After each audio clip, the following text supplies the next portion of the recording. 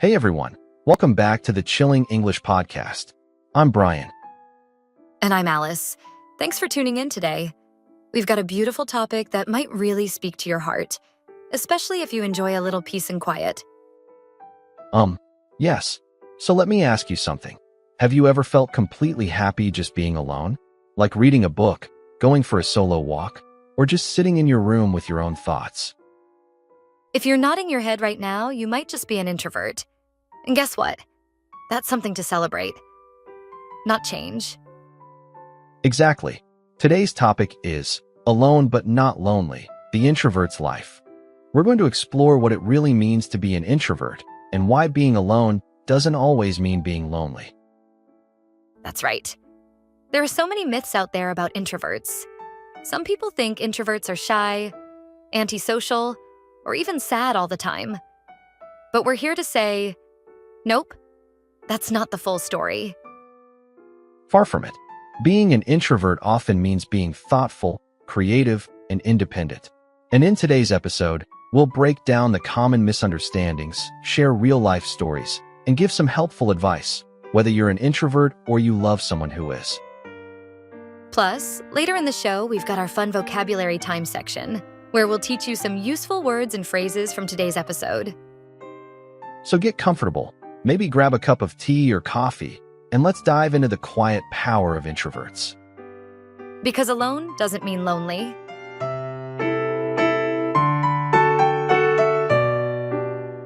So Alice, let's be real.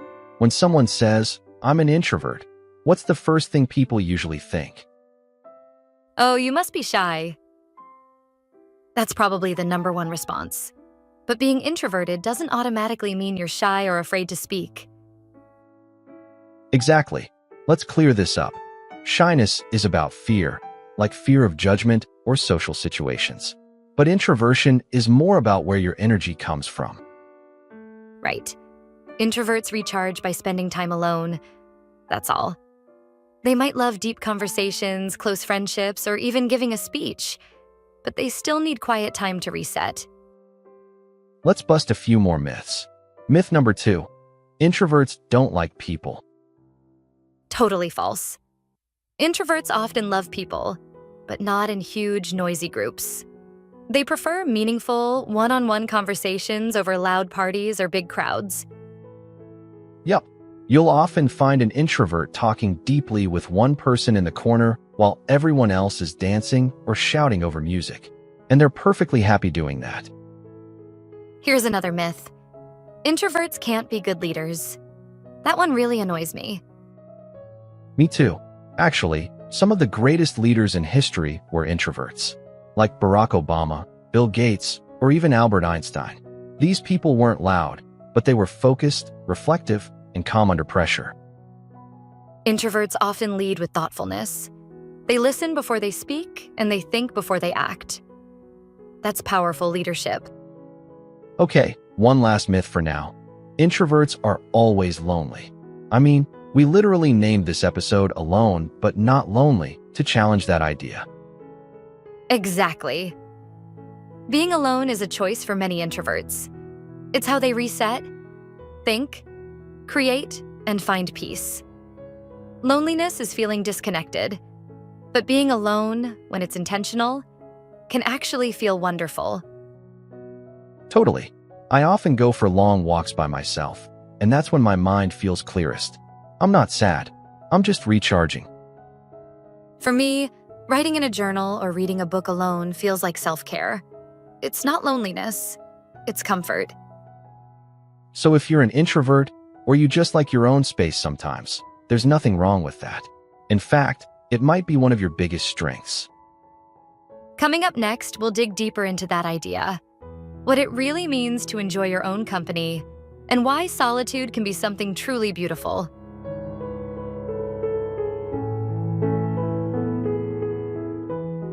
All right, Brian, we've cleared up the myths. Now let's talk about what being alone really means for an introvert. Because for many introverts, being alone is not just normal, it's necessary. Exactly. For me, being alone is like plugging in my phone to charge. After a long day of talking or being around people, I need that quiet time to feel like myself again. That's such a good way to put it. You're not escaping the world. You're just recharging your energy. For introverts, too much noise or too many social interactions can feel, well, overwhelming. Yeah, we call that being overstimulated. Too many conversations, loud sounds, bright lights. It can all drain you fast if you're introverted. And here's something important. Being alone doesn't mean you're lonely or sad. It can actually feel really peaceful. It's a time to reflect, to breathe, and to just be present. You know what I love? Sitting on my balcony in the early morning with a cup of coffee. Just me, the birds, and the sunrise. No talking, no phone, no pressure. That moment is pure gold. Oh, I feel that. For me, it's walking slowly through the park in the late afternoon, just observing the trees, the wind. It clears my head in a way nothing else can. That's the magic of solitude. It's not emptiness. It's full of thoughts, feelings, creativity. Some of the best writers, artists, and thinkers in history were introverts who embraced solitude. Totally. Solitude gives introverts space to think deeply, to imagine, and to process emotions. It's like their secret garden. And when you learn to be comfortable alone, you also become emotionally stronger. You don't need people around all the time to feel complete. Exactly. That's real self-love. Being okay with yourself, enjoying your own company, and not feeling pressure to keep busy with noise or people all the time. So if you're listening and you love those quiet moments, don't feel guilty. Don't let others make you think it's strange. Solitude is powerful. And next, we'll talk about how introverts handle social life. Spoiler alert, just because they enjoy being alone doesn't mean they're antisocial.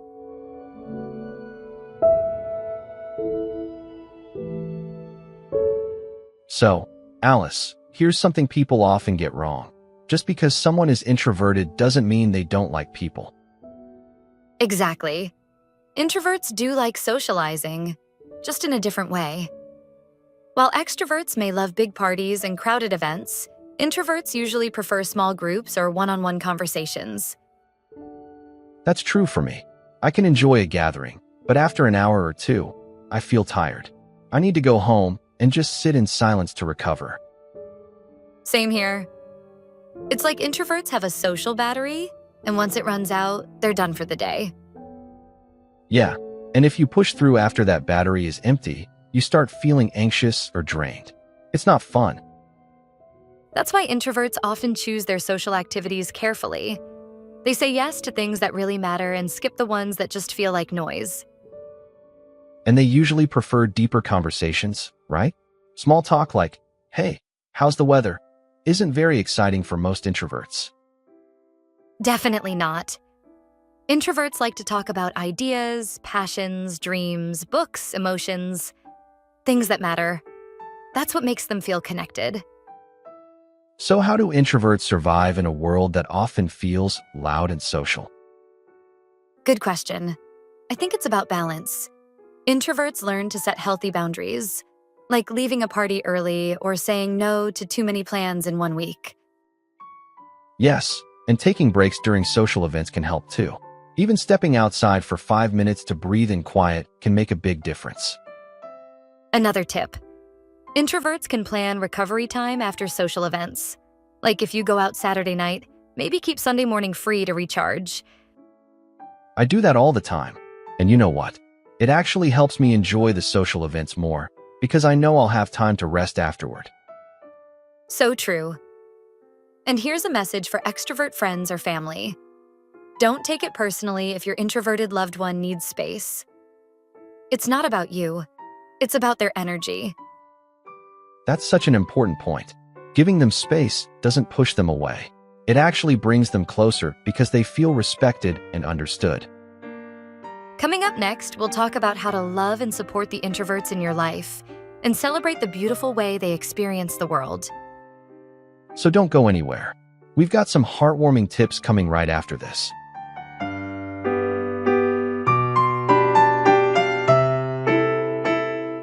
So, Brian, Let's say you're an extrovert, and someone you love is an introvert. How do you show them support without overwhelming them? That's such a great question. I think the first rule is respect their space. Introverts need quiet time, and it's not personal when they want to be alone. Yes, alone time doesn't mean they're upset or ignoring you. It just means they're recharging. Let them have that without guilt or pressure. Another thing is, don't force them into social events. Invite them, sure, but give them the freedom to say yes or no without feeling bad. And if they do join you at a big event, help them out. Maybe stay by their side for a while or introduce them to someone with similar interests. That kind of support means a lot. Also, introverts might not talk a lot in big groups, but when they do speak, they're usually saying something thoughtful. So listen, don't interrupt or brush it off. Yes, give them the space to speak in their own time. They may not talk fast, but what they say often comes from deep reflection. One more tip, don't treat their quietness as a problem to fix. Saying things like, "Why are you so quiet?" or "Come out of your shell," can actually hurt. Exactly. Let them be themselves and celebrate their strengths, like being great listeners, loyal friends, and creative thinkers. And hey, if you're an introvert listening right now, remember, your way of experiencing the world is beautiful. You don't have to change to fit in. Coming up next, we'll shine a light on the strengths of introverts, because it's time to celebrate everything they bring to the table. Let's talk about the power of quiet minds, deep hearts, and thoughtful souls, right after this break.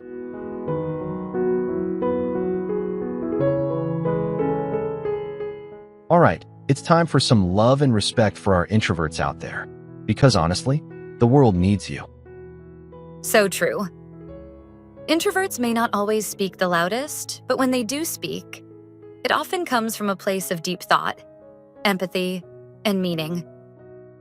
Let's talk about a few of their super strengths, starting with this, deep focus. Introverts can lock in on a task or a passion for hours. That kind of concentration is powerful. Absolutely. Whether it's writing, designing, researching, or even problem solving, introverts often do their best work alone, in silence, where their creativity flows. Another one, listening. Introverts are some of the best listeners out there. While others are busy talking, introverts are really hearing what you say. Yes. And that makes them amazing friends and partners. When you need someone to understand you, not just respond, an introvert is gold. Here's a quiet strength many people miss, emotional depth. Introverts often feel things deeply. They reflect on life, relationships, and their own growth with honesty and care. And that depth helps them connect on a very real level. They might not have 100 friends, but the ones they do have, super close, super meaningful. Another hidden superpower is creativity. A lot of artists, writers, and inventors are introverts. Their inner world is rich, full of imagination and original ideas. When you spend time alone, your mind has space to explore, create, and dream. That's something the world desperately needs. And finally, introverts are independent thinkers. They don't follow the crowd. They form their own opinions and take their time before making decisions. Exactly. In a fast-moving world, introverts bring calm, thoughtful energy. And that balance, it's essential. So if you're listening and thinking, "Hey, that's me," we're here to say, be proud of your quiet power. You don't need to be loud to be strong.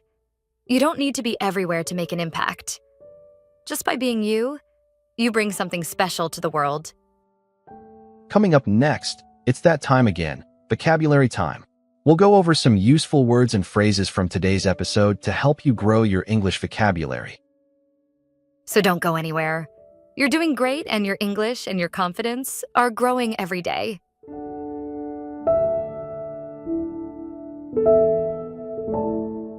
And now, it's time for one of our favorite segments. Vocabulary time. Let's break down some useful words and phrases from today's episode. These are great for describing introverts, or for talking about yourself if you are one. First up, we've got recharge. You used that word earlier, Brian. Yeah, when I said being alone helps me recharge, it means to restore your energy, just like charging your phone. Exactly. Like, after the party, I needed a day alone to recharge. Such a common feeling for introverts. Next is overstimulated. This one's important.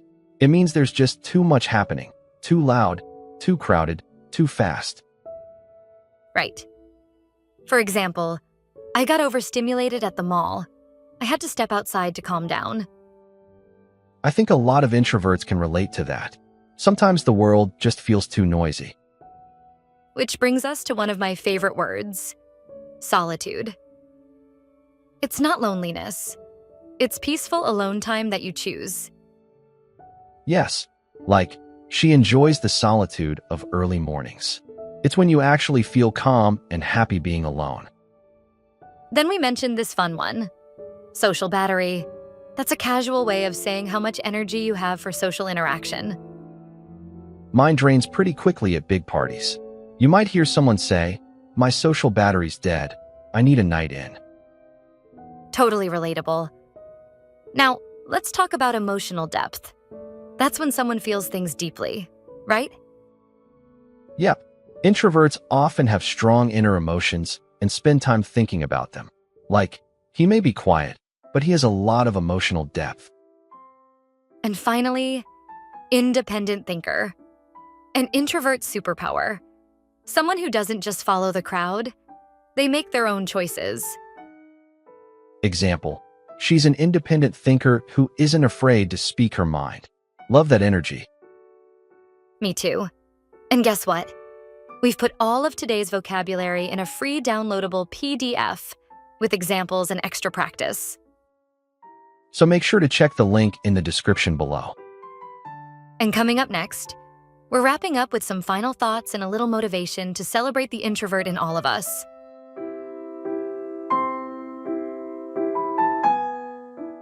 All right, friends, before we say goodbye, let's leave you with something to think about. Whether you're an introvert or not, today's message is simple. There's nothing wrong with being quiet. There's power in silence. There's beauty in being still. Exactly. The world often celebrates the loudest voices, but sometimes it's the quiet ones that carry the deepest wisdom. So, if you're someone who prefers staying home on a Friday night, enjoys deep conversations over small talk, and feels recharged by time alone, own it. That's not a weakness. That's your superpower. And if you're an extrovert with introverted friends or family, learn to love them as they are. Give them space. Let them speak on their terms. You'll discover just how rich and thoughtful they truly are. Here's a little quote we love. Don't underestimate the power of a quiet person. Their silence has seen more than your words will ever say. So good. And remember, confidence doesn't always shout. Sometimes it sits quietly, listens deeply, and moves with purpose. If this episode spoke to you, don't forget to share it with a friend, especially someone who might need a little reminder that being different is beautiful. And check the description below for your free PDF vocabulary guide and extra learning tips. We've got you covered. Until next time, stay kind, stay mindful, and be proud of who you are. And remember, whether you're surrounded by people or spending the day alone, you're never truly lonely when you understand yourself. See you in the next episode of the Chilling English Podcast. Bye for now. Take care, friends.